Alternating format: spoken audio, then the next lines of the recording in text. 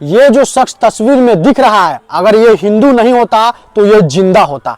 आपको बता दे कि 22 अप्रैल मंगलवार को दोपहर 3 बजे 3 आतंकवादी आते हैं प्लेग्राउंड में और धाराधार फायरिंग स्टार्ट कर देते हैं। उनसे नहीं उनकी जाति पूछा गया, नहीं उनका स्टेट पूछा गया, नहीं उनका भाषा पूछा गया। पहले हिंदू से ये बोला गया क्या तुम हिंदू है, उसके बाद उनसे कलमा पढ़वाया गया। कलमा पढ़ने के बाद आतंकवादी को ये लगा कि ये शायद इनको कलमा याद होगा। उसके बाद उनके पैंट खोल के चेक किया गया कि सही में ये हिंदू है कि नहीं मुस्लिम। उसके बाद देखा गया कि ये हिंदू है तो धाराधार फायरिंग स्टार्ट कर दिया।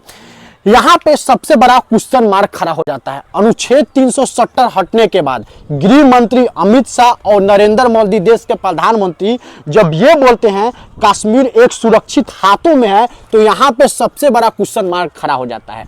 आप बोलते हैं कि देश सुरक्षित हाथों में है, कश्मीर के लोग एकदम खुश हैं, तो कैसे खुश है? आपको यहाँ पे एक बहुत बड़ा बता दे कि पहलगाम में ये पहली बार अटैक नहीं हुआ है। जी हाँ, ये पहली बार अटैक नहीं हुआ। आपको बता दे कि आपके स्क्रीन पे चल रहा होगा, इससे पहले 22 अगस्त 2002 को पहलगाम में यहाँ पे हुआ था आतंकी हमला, जिसमें 32 लोगों की मौत हुई थी।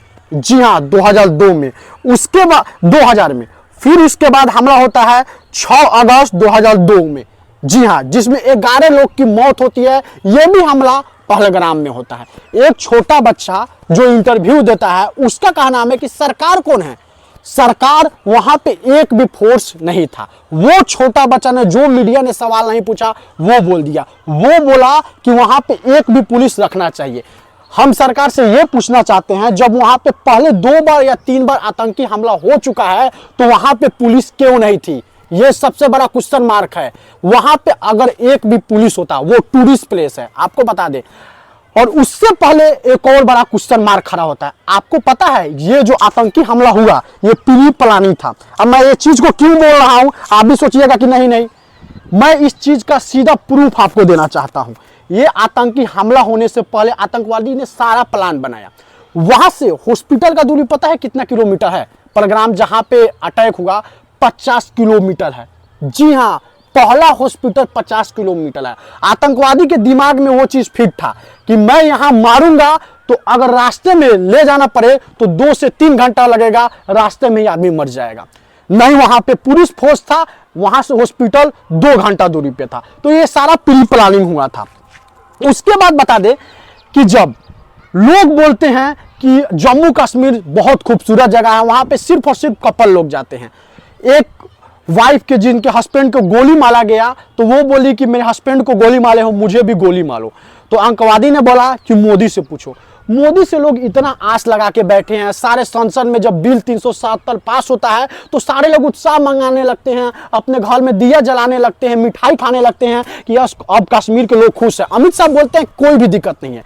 जब नहीं है तो टूरिस्ट प्लेस जहां पे लगातार आदमी लोग जाते हैं। आपको बता दे कि ये टूरिस्ट प्लेस हरदम खुलता था मई के लास्ट में, इस बार पहले ही खुल गया। शायद वहां के गवर्नमेंट में खोला, स्टेट गवर्नमेंट में नहीं बताया, लेकिन उसके बावजूद वहां पे फोर्स होना चाहिए कि नहीं? ये कितनी बड़ी गलती है, और गलती है तो किसका गलती है? इसका जिम्मेदार कौन लेगा? वो छोटे बच्चे ने जो बताया, रूह कांप गया। आपको बता दे कि गोली चलने के बाद 2 घंटे के बाद वहां पे पुलिस आती है, और आतंकवादी जो 3 आए थे पहलगाम में जो हमला करने, आपको बता दे वो इंडियन आर्मी की ड्रेस में आए थे। उनको पैसा कौन दिया? वहां पे बम कौन पहुंचाया? वो वहां पे कैसे पहुंच गए एकदम एग्जैक्ट लोकेशन पे, और किसी ने क्यों नहीं देख पाया? वो पताल लोग से तो नहीं आएगा, डायरेक्ट हेलीकॉप्टर से नहीं आएगा, वो रोड के द्वारा आया होगा। तो इतने पुलिस, मान के चले पहलगाम में पुलिस नहीं था, जो बहाल पुलिस थे उनको क्यों नहीं देखा गया? क्यों नहीं ट्रैक किया पाया? इतने आतंकी हथियार लेके वो पहुंचते हैं और डायरेक्ट बोलते हैं, जितने सारे थे उनको बोलते हैं कि तुम अपना कलमा पढ़ो। कलमा नहीं पढ़ते, उनका पैंट खुलवाया जाता है, धाराधार गोली चलाया जाता है। 25 लोगों की मौत हुई थी।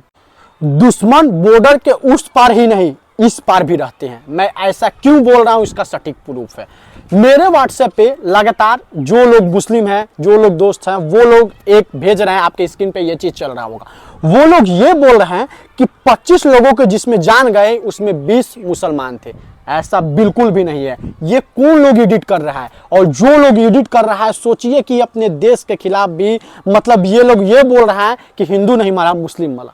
मतलब कब तक भाई वहां पे कलमा पढ़वाया गया, पैंट खोल के दिखाया गया। ये कोई बीजेपी के कार्यकर्ता ने नहीं बताया, यहाँ पे जो लाइव लोग थे उन्होंने बताया। अब सबसे बड़ी ये बात खड़ा होती है कि पहलगाम में जो भी घटना होगा उसके पहले किसका हाथ है। सारे पार्टी से पूछा गया, यहां तक कि कांग्रेस के प्रवक्ता से पूछा गया, राहुल गांधी को मीटिंग में बुलाया जाता है, ओवैसी को बुलाया जाता है कि अब पाकिस्तान के लोग, पाकिस्तान के जो 3 आतंकी थे वो इंडिया में गोली चलाने से पहले पाकिस्तान में मीटिंग किए थे क्या? नहीं किए थे। सरकार क्या कर रही है? नदी का पानी रोक रही है, बहुत लोग मोमबत्ती लेके चल रहे हैं, वीजा रोक देना चाहिए। जो इंडिया के, जो पाकिस्तान के बॉलीवुड में काम करते हैं उनको पाकिस्तान भेजना चाहिए, जो सीमा इधर यहाँ आई थी उनको बाहर भेजना। इससे क्या मामला हल होने वाला है? क्या पानी रुकने से मामला हल होने वाला है? 25 लोगों जो मासूम की जान गई है उनके घर पे क्या हो रहा होगा आप सोचिएगा। ये मौत का बदला मौत होना चाहिए, वो तीनों जहां भी कहीं हो उसको खोज के मारना चाहिए। मैं ये भी बोलने के लिए तैयार हूं, मैं इन्फ्लुएंसर, हम लोग का मेटा से पैसा आता है, हम लोग पैसा देने के लिए तैयार है, लेकिन उसमें से जितने आतंकवादी थे वो सबको मार गिराया जाए, जितने सारे गवर्नमेंट है उनका सैलरी काटा जाए, जीडीपी गिर जाए, कोई बात नहीं, महंगाई हो जाए, लेकिन पाकिस्तान को दिखाना होगा कि खून के बदले खून, उनके घर में घुस के मारना होगा। जैसे हम लोग की खून बहा वो ऐसे ही उन लोगों का खून बहाना चाहिए, तभी होगा। ये पानी बंद करने से और मोमबत्ती बंद कर देने से यहाँ के लोग वहां चल जाएंगे, इससे कोई फर्क नहीं पड़ने वाला है। एक सोशल मीडिया पे बहुत ज्यादा खबर चल रही है, जो टूरिस्ट को एक मुस्लिम इंसान मतलब घोड़े पे घुमा रहा था उनको गोली मार दिया जाता है।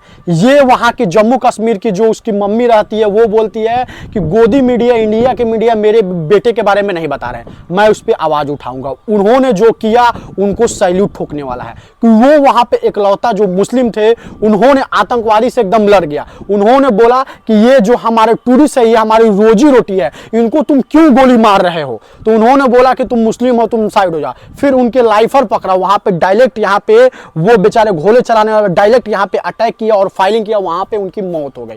फिर दूसरी आपको बता दे, एक घोड़ा वाला था, जो लोग को गोली लगा था, जो लोग जख्मी पड़े थे उनको उठा के और उनको ले जा रहा है पलग्राम में, उनका वीडियो देखने का। ये दोनों मुसलमान थे, तो कहीं ना कहीं जो मुसलमान ईमानदार थे उन्होंने बहुत अच्छा काम किया है और उनको सैल्यूट ठोकना चाहिए।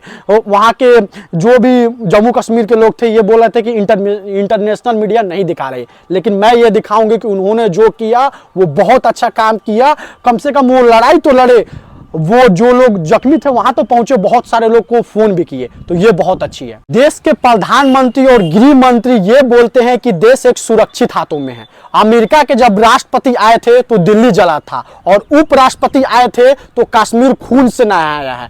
ये आतंकवादी मतलब बाहर भी क्या संदेश जा रहा है? जब अमित शाह गृह मंत्री ये बोलते हैं 370 हटने के बाद कि यहाँ पे सारे लोग सुरक्षित है, सारे लोग एकदम शान से जी रहे हैं, कश्मीरी में कमा रहे हैं, खा रहे हैं, तो कई बार आतंकवादी ने जब ये हमला करने से पहले उसका रूह क्यों नहीं कांपा? वो ये क्यों नहीं सोचा कि यहाँ पे अगर हमला करेंगे तो मेरे घर में क्या होगा, मेरे साथ क्या होगा? ऐसा क्यों ना कर दिया जाए कि वो लोग 1000 बार सोचे, लाख बार सोचे, वो लोग को घर में घुस के मारना होगा। अगर अभी नहीं तो कभी नहीं। जो 25 हिंदुओं का जान गया है उसका जिम्मेदार कौन है?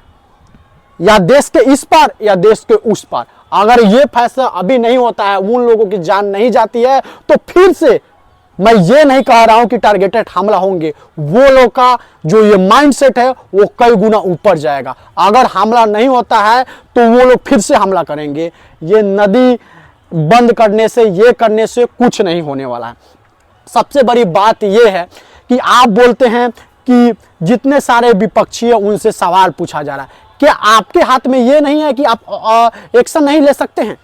जब कांग्रेस की सरकार थी तो विपक्ष में बीजेपी सरकार बोल रही थी कि ये मनमोहन सिंह है वो एक्शन नहीं लेते हैं, तो अमित शाह गृह मंत्री जब आप एक्शन लेते हैं, बिल 370 1 घंटा के अंदर पास हो सकता है, तो वहां पे क्यों नहीं बम गिर सकता है? पाकिस्तान का सलधर क्यों नहीं अलग हो सकता है? आतंकवादी 3 लोग जो आतंकवादी घुसे थे उनका स्केच भी बन चुका है।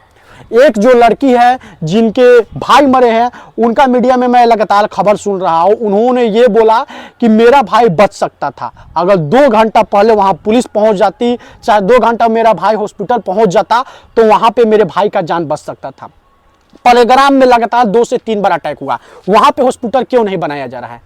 ये और बहुत सारे काम हो रहा है, वहां पे क्यों नहीं बनाया जा रहा है? आपको बता दें कि हर साल वहां पे 5000 लोग जाते हैं, टूरिस्ट प्लेस है, वहां पे हॉस्पिटल क्यों नहीं है? वहां पे पुलिस क्यों नहीं रह सकता है? वहां पे कैंप क्यों नहीं हो सकता है? जब आप बड़ी बड़ी बातें करते हैं कि ये हुआ वो हुआ, गलती तो सरकार की भी है, गलती तो पुलिस की भी है, वहां पे हॉस्पिटल क्यों नहीं था? और अभी भी होना चाहिए। जब चिड़िया चुग गई खेत, उसके बाद क्या होगा बोलने से? कोई सोच ही नहीं रहा है इसके बारे में। सबसे पहले वहां पे कैंप होना चाहिए और हॉस्पिटल होना जरूरी है, नहीं तो फिर ये गलती दोहराने की नहीं हो सकता है। जय हिंद, जय भारत।